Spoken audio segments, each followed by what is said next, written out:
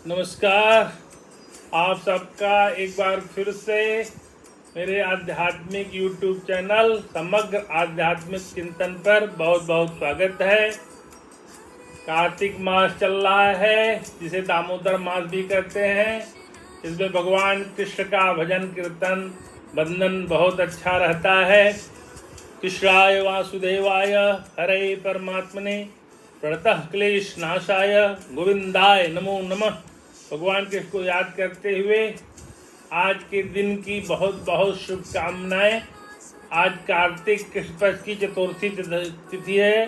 तदनुसार आज दिनांक 10 अक्टूबर 2025 है। आज करवा चौथ का पवित्र त्यौहार मनाया जाता है। इसे संपूर्ण उत्तर भारत में राजस्थान, पंजाब, हरियाणा, हिमाचल, दिल्ली, पश्चिम उत्तर प्रदेश क्या समस्त भारतवर्ष और देश विदेश संपूर्ण विश्व में मनाया जा रहा है। सबको, व्रतधारियों को और जिनके लिए व्रत किया जा रहा है सबको करवा चौथ के त्यौहार की असंख्य कोटिशः शुभकामनाएं। आइए आज की चर्चा पर आगे बढ़ते हैं। आज की चर्चा में मैंने नीति के मोटिवेशनल दोहे, सोरठा और श्लोक लिए हैं, जो कि हमारे जीवन में बहुत कामयाबी के लिए बहुत आवश्यक हैं।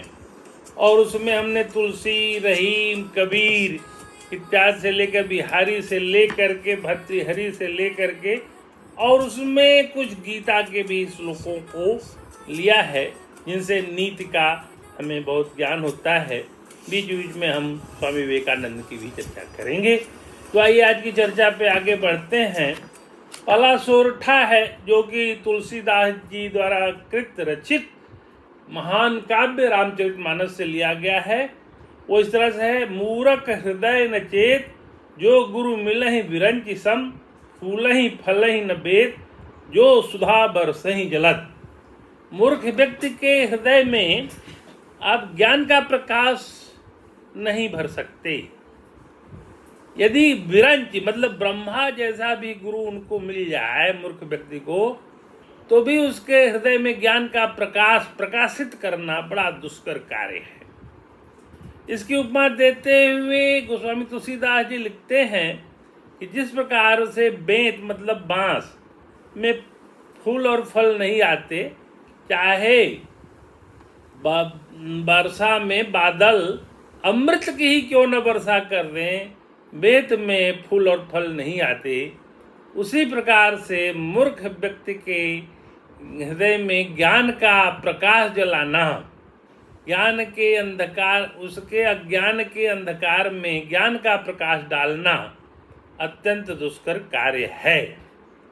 ये आज के जीवन में नीति का एक ऐसा सोरठा है, जिसे अगर हम देखें तो आज के दिन में इसकी उपयोगिता बहुत ज़्यादा है। जैसे यदि किसी ने अपना मन बना लिया है कि हमें यही करना है, तो आप लाख प्रयास करके देख लें, वो अपने उस दृढ़ता पे अडिग रहेगा। आप उसको हिला नहीं सकते।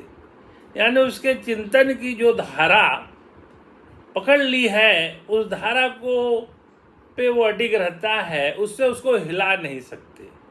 इसलिए गोस्वामी तुलसीदास जी के इस सोरठे का आधार लेकर के उस व्यक्ति को वैसे रहने दिया जाए, छोड़ देना चाहिए। वहाँ पे बहुत ज़्यादा प्रयास नहीं है, क्योंकि अगर वर्षा में अमृत के बूंद भी गिरें तो बेंत के पौधे पे, बांस के पौधे पे फल और फूल नहीं आते। ये तो महान कवि तुलसीदास जी की रचना है, जो नीति के एक बहुत अच्छे सोरठे के रूप में ज्ञात है। एक चर्चा संपूर्ण मैंने रहीम के नीति के दोहों की थी। अभी उनके कुछ और भी दोहे हमारे संज्ञान में है, इसलिए एक दोहा मिला: रहीमन चुप रह बैठिए, देख दिनन के फेर, जब नी के दिन आई हैं, बनत न लगी हैं देर। जब आपका समय अनुकूल है, अनुकूल नहीं है, तब चुप होके बैठ जाना चाहिए, स्थायी हो जाना चाहिए, बहुत हाथ पाँव नहीं मारना चाहिए, क्योंकि समय की अनुकूलता प्रतिकूलता रहती है। वो प्रतिकूल समय में कहते हैं आंधी आवे बैठ गवावे, तो आंधी आने पे अगर आप दौड़ेंगे तो आपके आंखों में धूल पड़ जाएगा, या आप चोट भी खा सकते हैं। इसलिए कवि का कहना है कि जब समय प्रतिकूल हो तो चुप होकर बैठ जाना चाहिए। जब अच्छे दिन आएंगे तो फिर सब काम आपका सटीक हो जाएगा, सुंदर हो जाएगा, बन जाएगा। तो रहीमन चुप रह बैठिए, देख दिनन के फेर, इस दिनों के फेर को देखिए। कभी अच्छा समय था, कभी बुरा समय आया है, फिर अच्छा समय आएगा। एक काल का जो है चक्र है, चलता रहता है। काल चक्र ऊपर नीचे होता रहता है, कभी उठाव कभी चढ़ाव, कभी उतार से चढ़ाव, कभी चढ़ाव से उतार। यह समय का परिवर्तन का दौर है और हमेशा रहता है। इसलिए जब काल का समय प्रतिकूलता वाला है तो उसको अनुकूल करने के लिए बहुत प्रयास करने की आवश्यकता नहीं है। चुप हो करके समय का इंतजार करिए अपने आप। जब नीके दिन आई हैं पंडित न लगी हैं देर। जब अच्छे दिन आएंगे तो फिर वो अपने अनुकूल हो जाएंगे, ये मान के चलिए। उस पर विश्वास रखिए, ईश्वर के बनाए हुए विधान पे विश्वास रखना चाहिए। ये रहीम जी का बहुत बड़ा नीति का दोहा है। आगे एक दोहा मैंने कबीर जी से लिखा है, साधु ऐसा चाहिए जैसा सूप सुभाए, सार सार को गहिर है थोथा दे उड़ा। सज्जन आदमी का स्वभाव सूप जैसा होना चाहिए, जो कि सार तत्व को रख लेता है और थोथे को उड़ा देता है। आजकल के आप जमाने में देखें, तमाम मत मतांतर चल रहे हैं, लेकिन सभी में कुछ चीज़ें बहुत कॉमन हैं। और मैं तो तमाम मत मतांतरों में घूमा देखा, सब में गीता के प्रति लगाव बहुत ही कॉमन है।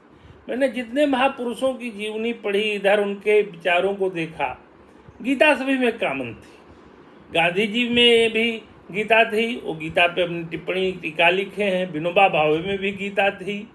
स्वामी विवेकानंद भी गीता के ऊपर तमाम अपने व्याख्यान दिए हैं, उनका गीता पे परम विश्वास था। तिलक एक महान चिंतक थे, उन्होंने गीता रहस्य नामक पुस्तक ही लिखी। तो तिलक से लेके अरविंदो घोष ने ऐसे जान गीता नामक किताब ही लिखी। गीता पे तमाम लंबे लंबे बड़े बड़े स्पष्टीकरण देते हुए इनको उनके श्लोक हैं। तो तिलक में भी गीता थी, गांधी जी में भी गीता थी, स्वामी विवेकानंद जी में भी गीता थी, और तमाम पुराने जो जितने बड़े संत हैं, संत ज्ञानेश्वर, उनका भी गीता पे अटूट विश्वास था। आधुनिक संतों में आवें तो मैंने प्रत्यक्ष रूप से भी स्वामी चिन्मयानंद को सुना है, वो गीता पे ही प्रवचन करते थे। स्वामी कृपात्री जी भी गीता पे प्रवचन करते थे। बचपन में मैंने उनको भी अल्पकाल में ही सुना है, तब मेरे को गीता की उतनी समझ भी नहीं थी। तो ये बात देखना है कि जब साधु का जो स्वभाव है वैसा निर्मल होना चाहिए कि वो सार तत्व को ही ग्रहण करता है, थोथा को उड़ा देता है। जैसे सूप, वैसे ही साधु का स्वभाव होना चाहिए, वो सार तत्व को ग्रहण करे, जो उसके मूल उद्देश्य है उसको जाने। और तमाम मत मतांतरों में जो तमाम तरह के वाद विवाद, वितंडावाद इत्यादि है, उनसे दूर रहना चाहिए। हमें उसके मूल मंतव्य, एसेंस को ग्रहण करना है। हमें उसके बाकी गुरुडम में और इत्यादि चीज़ों में नहीं फंसना है। हमें उसके मूल मंतव्य को देखना है। मानवता की बात जहाँ की जा रही है, मानवता के रक्षा की जो बात की जा रही है, हमारा ये जीवन अयंग निज परोवती रणना लघुचेत साम उदार चरितानांतु वसुधैव कुटुम्बकम। जो उदात्त शरीर के, उदार चरित्र के लोग होते हैं, वो वसुधैव कुटुम्बकम का भाव रखते हैं। उनके लिए कोई ऊंच नीच नहीं होता, कोई जाति धर्म बंधन नहीं होता, वो सबको समभाव से देते हैं। इसलिए कबीर का यह दोहा बड़ा ही प्रासंगिक है, इसलिए मैंने इसको लिया। आगे देखते हैं। बिहारी जी राजस्थान के थे और वो रीतिकाल, नीति के दोहे और भक्ति के दोहे भी लिखते हैं। उनके बारे में कहा जाता है, सतसैया के दोहरे ज्यों नावक के तीर, देखन में छोटन लगें घाव करें गंभीर। उनका एक दोहा है जो आज के युग में बहुत ही प्रासंगिक है। वो है कनक कनकते सौगुनी मादकता अधिकाय, वाह खाए बौराय नर वाह पाए बौराय। कनक माने सोना, कनक माने धतूरा। तो उन्होंने कहा सोने में धतूरे से बहुत ज्यादा नशा होता है, 100 गुना होता है। सोने का नशा, धन का नशा धतूरे के नशे से 100 गुना ज्यादा आता है। उसको तो धतूरे को खाने से नशा होता है और सोने को, धन को पाने से नशा होता है। आज के युग में देखिए, लोग सोना पा करके, धन पा करके, सम्मान पा के, वैभव पा करके, पद पा करके बौरा गए हैं। वो अपने आगे किसी को समझ ही नहीं रहे हैं। वो लग रहा है कि ये धन उनका अक्षुण है, लेकिन धन की 3 ही अवस्था है, दान, भोग और नाश। सर्वोत्तम अवस्था दान है, नहीं तो भोग करो, भोग करोगे तो रोग हो जाएगा, और नहीं तो नाश तो अवसंभावी है। धन का नाश होना ही होना है। जिनके पास आप देख रहे हैं धन, वो अल्पकाल का वैभव गौरव लिए हुए है, अल्पकाल का पर्सन लिए है, उसका नाश सुनिश्चित है। उसकी एकमात्र गति है नाश। तो वो उसके नाश की तरफ बढ़ता जा रहा है। लेकिन बिहारी ने इसको आज से 300-400 साल पहले लिख दिया था। कहते हैं जहां न पहुंचे रवि वहां पहुंचे कवि, जहां सूर्य का प्रकाश नहीं पहुंच पाता वहां पे कवि की रचना पहुंच जाती है। तो वो तो राज दरबार के कवि थे, दरबारी कवि थे, राजा के दरबार में बैठे थे। उन्होंने राजा को भी एक दोहा लिख करके उनका आँख खोल दिया था। नहीं पराग नहीं मधुर मधु, नहीं विकास ही काल, अली कली ही सो बद्धो आगे कौन हवाल। अपने राजा को उन्होंने ये दोहा लिख के दिया। और राजा रानी के प्रेम पास में बहुत ज़्यादा डूबा हुआ था। दिन रात वो जो है प्रेम के आगोश में ही था, राजकर्म नहीं करता था। लेकिन उसका आँख खोल दिया उनके इस एक दोहे ने। तो बिहारी की ये रचना बड़ी ही कालजयी रचना है। ये अनंत काल तक याद किया जाएगा।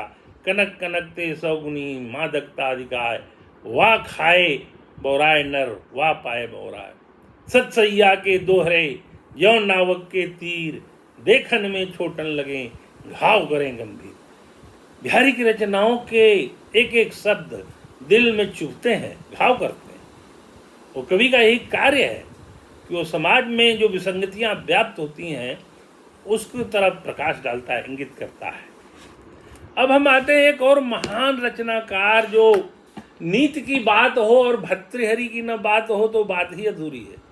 भारतीय साहित्य में, भारतीय समग्र साहित्य में, संस्कृत साहित्य में भर्तृहरि का बड़ा ऊंचा स्थान है। वो भी राजा से संत हुए थे। उनके भक्ति के श्लोक हैं, भक्ति शतकम, नीति शतकम, श्रृंगार शतकम। 100 श्लोक भक्ति के हैं, 100 श्लोक नीति के हैं और 100 श्लोक श्रृंगार के हैं। और तीनों अपने अपने आप में अनूठे हैं। सब में पराकाष्ठा है। भक्ति में भक्ति की पराकाष्ठा है, नीति में नीति की पराकाष्ठा है और श्रृंगार में श्रृंगार की पराकाष्ठा है। अगर भर्तृहरि के श्रृंगार के श्लोक सुन लें तो आप विश्वास नहीं करेंगे किसी कवि ने भक्ति पर भी रचना की थी, नीति पर भी रचना करती। जब वो राजा थे तो बिल्कुल श्रृंगार रस में डूबे हुए थे। लेकिन उनका जब मोह भंग हुआ, कहते हैं विक्रमादित्य जी, जिनके नाम पर विक्रम संवत चलता था, उनके छोटे भाई थे, अपने छोटे भाई को समस्त राजपाट दे करके वो चले गए। और उस समय वन में, कहते हैं आज की स्थिति में जो अलवर शहर है वहाँ पे उनकी समाधि है। वो जंगल था तब, वहाँ आकर के उन्होंने अपने आखिरी के दिन बिताए। और नाथ संप्रदाय के बहुत बड़े योगियों में भर्तृहरि जी का नाम आता है। तो इस पृष्ठभूमि के साथ, इस भूमिका के साथ भर्तृहरि जी का एक श्लोक लेते हैं। एशांग न विद्या न तपो न दानम, ज्ञानं न शीलं न गुणो न धर्म, ते मर्त्यलोके भूरि भारभूता मनुष्य रूपेण मृगाश्चरन्ति।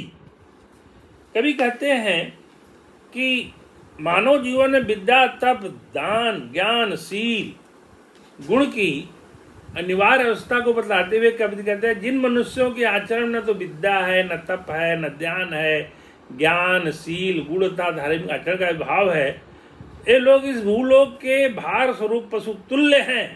वो केवल मनुष्य का रूप में पृथ्वी पर विचरण करते हैं अर्थात दुर्लभ मानव जन पाकर, जिन्होंने न विद्याओं का अध्ययन किया, न तपस्या की, न सत्पात में कभी दान दिया, न ज्ञान का अर्जन किया, न सदाचार का पालन किया, उनका ये जीवन व्यर्थ है और मनुष्य रूप में भी पशु के समान है। बंधुओं, मैंने बार बार चेतावनी दी है, ये मानव जीवन बड़ा ही दुर्लभ मानव जीवन मिला है। ये कोई मजाक की बात नहीं है। आपके अनेक जन्मों के जो संचित कर्म प्रारब्ध बन के फलित हुए, तब ये मानव जीवन मिला है। और ये बड़े विशेष कार्य से आपको मिला था। आपने मांगा था कि हमें मानव जीवन मिले तो मैं मोक्ष का प्रयास करूंगा। कहते हैं देवताओं को भी दुर्लभ होता है, और देवता लोग, गीता के ही श्लोक में आया है, क्षीणे पुणे मर्त लोकं विशंति। गीता 9:21, गीता के 9वें अध्याय के 21वां श्लोक है कि देवता लोग भी पुण्य क्षीण हो जाने पे मृत्यु लोक को आ जाते हैं। देवता लोग कुछ काल के लिए, निश्चित अवधि के लिए ही देवलोक में जाते हैं, फिर पुनः वापसी हो जाती है। जहाँ थे वहीं पे आ जाते हैं। कहते हैं पुनर्मुस्को भाव, उस स्थिति को प्राप्त हो जाते हैं। लेकिन मानव योनि में आकर अगर आप चाहें तो देवता योनि को क्रॉस करते हुए सीधे सीधे आप मोक्ष की प्राप्ति कर सकते हैं। मोक्ष प्राप्त करने के लिए मानव जन्म में आना बहुत जरूरी है। इसलिए इस सिद्धांत को, गीता को पकड़ के अगर चलना है तो ये बात मान के चलनी है कि मानव जन्म में कुछ अच्छे कार्य होने चाहिए। इसी तरह से नीति का उनका एक 28वां श्लोक है भर्तृहरि जी का, प्रारभते न खलु विघ्न भयेन नीचे, प्रारभ्य विघ्न विहिता विर्वन्ति मध्या, विघ्ने पुनः पुनरपि प्रतिहन्यमाना, प्रारभ्य तु जना न परिजयन्ति।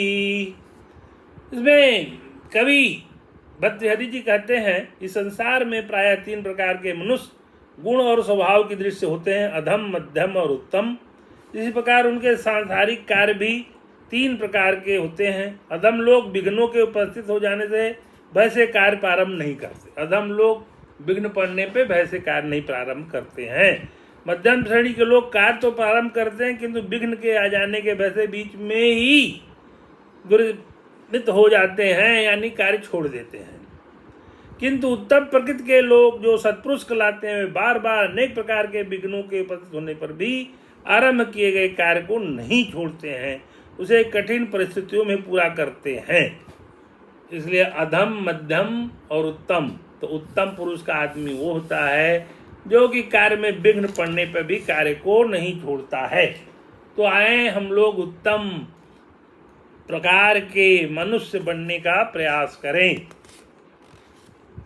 गीता की बात हुई है तो गीता में अध्याय 4 में एक 11वां श्लोक है जो कि अद्वैतवाद का बहुत बड़ा प्रवर्तक है। और स्वामी विवेकानंद जी ने भी 11 सितंबर 1893 को जो शिकागो एड्रेस दिया था, उसमें इस श्लोक को उद्धृत किया था। गीता का 4थे अध्याय का 11वां श्लोक। इसमें लिखा है, ये यथा मां प्रपद्यन्ते तांस्थैव भजाम्यहम्, मम वर्तमान वर्तन्ते मनुष्या पार्थ सर्वशः। हे पितानंदन, हे अर्जुन, जो भक्त जिस प्रकार मेरी शरण लेते हैं, मैं उन्हें उसी प्रकार आश्रय देता हूँ, क्योंकि सभी प्रकार सब प्रकार से मेरे मार्ग का अनुसरण करते हैं। जब व्याख्या है सब कुछ परमात्मा ही है, तथापि मनुष्य जिस भाव से देखता है, भगवान भी उसके सामने उसी रूप में प्रकट करते हैं। रामचरितमानस के बाल कांड में भी आया है, जिनकी रही भावना जैसी, प्रभु मूरत देखी तिन तैसी। तो ये बात उन्होंने कहा है कि भगवान जो है खाब कह रहे हैं कि जो मेरा भजन करता है मैं उसका भजन करता हूँ। यह अद्वैतवाद के सिद्धांत का प्रतिपादन है, जिसके महान प्रणेता स्वामी विवेकानंद जी थे। वो कहते थे अद्वैत मतलब जीव और ईश्वर में कोई भेद नहीं है। ईश्वर अंश जीव अविनाशी, चेतन अमल सहज सुखराशि। विवेकानंद जी का ही प्रसंग आया है तो सूरदास जी का एक पद है जो कि उनको बहुत प्रिय था। प्रभु जी मेरे अवगुण चित न धरो, एक नदिया एक नार कहावत, मैलो नीर भरो, दोनों मिल जब एक बरन भई, सुरसरी नाम परो। प्रभु जी मेरे अवगुण चित न धरो। बहुत सुंदर पद है। इसको अनेक गायकों ने बड़े सुंदर ढंग से गाया है। लता मंगेशकर जी ने बड़ा सुंदर इस भजन को गाया है। लेकिन जब स्वामी जी शिकागो जाने के पहले, यानी 1893 के ठीक पहले, खेतड़ी के राजा जो राजस्थान में थे, जिन्होंने उनके इस टूर को फाइनेंस भी किया था, के दरबार में नृत्य का आयोजन किया गया इनके सम्मान के लिए, क्योंकि इनके आशीर्वाद से उनको पुत्र रत्न की प्राप्ति हुई थी। तो उस नृत्य में एक नर्तकी यही गाना गा रही थी, प्रभु जी मेरे अवगुण चित न धरो। सूरदास जी का पद है। यह पद सुनने के पहले वे नर्तकी का गायन या नृत्य नहीं देखना चाहते, उठने लगे। लोगों ने कहा जो गा रही है उसके भाव को समझिए, तो बैठ गए और उसको नर्तकी माँ संबोधित किया। और इसके भाव को जब देखा और समझा तो भाव विह्वल हो गए। तो उनका यही कहना था, एक नदिया एक नार कहावत, मैलो नीर भरो, दोनों मिल जब एक बरन भई, सुरसरी नाम। एक नदी होता है, एक नाला होता है। नाला जब नदी में मिलता है तो सुरसरी कहता है, गंगा जी कहा जाता है। यही जीव की व्याख्या है। जीव जो है ईश्वर का अंश है और अंश से ही आया है और अंश में ही विलीन हो जाने वाला है। महान लोगों की जो मैंने चर्चा की तो उसमें महर्षि अरविंद भी, जिनका जन्म 15 अगस्त 1875 को हुआ था और 1950 तक रहे, बड़े क्रांतिकारी व्यक्तित्व के थे। उन्होंने वंदे मातरम नामक अखबार निकाला और ऐसे जान गीता उन्होंने लिखे और उन्होंने एक सावित्री नामक महाकाव्य भी लिखा। तो ये भारत की बड़ी समृद्ध सांस्कृतिक परंपराएं हैं जिन्होंने भारत में एक तरह से सांस्कृतिक राष्ट्रवाद की नींव डाली थी। मैं बार बार कहता हूँ, शस्त्र से सीमाओं की रक्षा होती है और शास्त्र से हमारे संस्कृति की रक्षा होती है। आइए लॉर्ड मैकाले के इस भूत को भारत से उखाड़ फेंकें, अपनी संस्कृति, अपनी सभ्यता और अपनी भाषा का वर्चस्व कायम करें। सर्वे भवन्तु सुखिनः, सर्वे सन्तु निरामया, सर्वे भद्राणि पश्यन्तु, मा कश्चित् दुःखभाग् भवेत्। वसुदेवसुतं देवं कंसचाणूरमर्दनं, देवकी परमानंदम कृष्णं वंदे जगद्गुरु। आइए इस दामोदर मास में, कार्तिक मास में भगवान कृष्ण की हम आराधना करें और अपने जीवन को और अपने जीवन के उद्देश्य को गीता के सहारे सबल और उन्नत करें। नमस्कार। आज की चर्चा को यहीं विराम देते हैं।